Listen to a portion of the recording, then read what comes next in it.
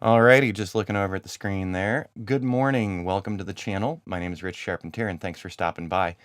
So I want to jump right into this morning. The title of today's post, Getting Hacked, the #1 way to learn the value of your website. And the reason why I'm doing this one today is because of 4 friends who have contacted me over the past month. Um, all of them have been hacked. So they're not website customers of mine. They're people that I've given advice to over the years as they've been building their own small websites for different reasons. One's got a real estate website, another one's got an online sales website, third one just has a website about his business, and a fourth one has a website about her business as well. So for my friends out there, you might recognize yourselves in this one. I'm sorry to use you as an example, but you've already been learning your lessons over the past couple of weeks, and I want to share these with everybody else.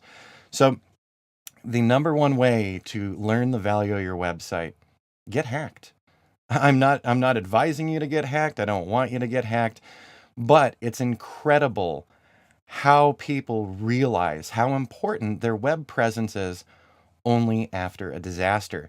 So hopefully this video is going to help you understand that if you've got a web presence, if you've got a website that you're working on and managing for yourself, maybe you should go pay attention to it.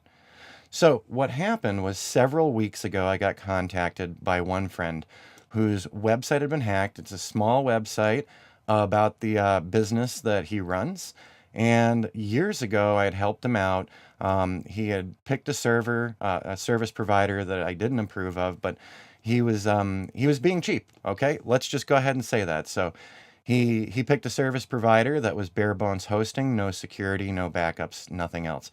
He decided to go ahead and build his website with WordPress, which is where I came in, and he had some questions for me, and I helped him out. Over the years, he's been maintaining the website for 3.5, closing on 4 years now. And in June, his website started redirecting pages to scummy folks who are trying to scare people into paying them money to clean their computer. Their computer wasn't messed up. It was a redirect attack, and it was then phishing for people's credit card information. And the claim was on the new fake website that they could clean up your computer for $200. So we've all seen these scams out there. They've become bigger and bigger. And so my friend's website became a portal to this kind of garbage. So he got in touch with me real quick, and we ended up spending hours getting everything cleaned up and everything satisfactory. And I talked to him about it while we were doing it, and I said, so how often have you been doing your updates? So if you're a WordPress user and you've got a WordPress website and you've got lots of plugins, you're going to need to do regular updates. That's all there is to it. Now, every one of these people that I've worked with, I've said to them over and over again, make sure to do your updates, make sure to do your backups, and make sure to regularly check your website. This particular friend admitted to me, hey, I haven't been checking my website. It's been weeks and weeks and weeks since I've done any updates, and yep, that's how the hackers got in.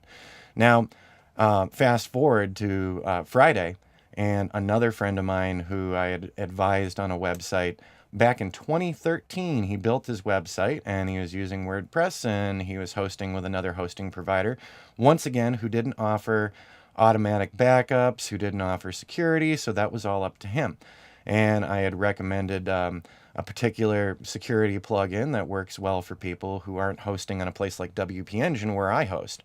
WP Engine has been fantastic, and I haven't had problems with them for years.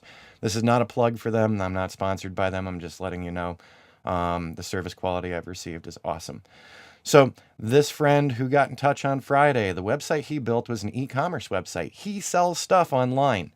And so we were talking about the cleanup process, the cost of cleaning up the website, and he got upset. He got bothered. He said, "What do you mean this company charges $300 to clean up the site? And what do you mean I should spend several $100s a year on a different host?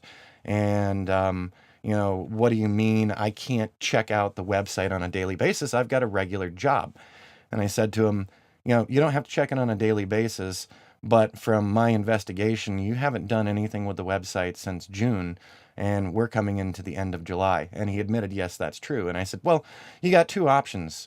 So We can go ahead and clean this up, get you squared away, and get you on a better service provider, or we can shut it down. And I was getting so frustrated with the conversation that I was leaning toward, you know what? Shut it down.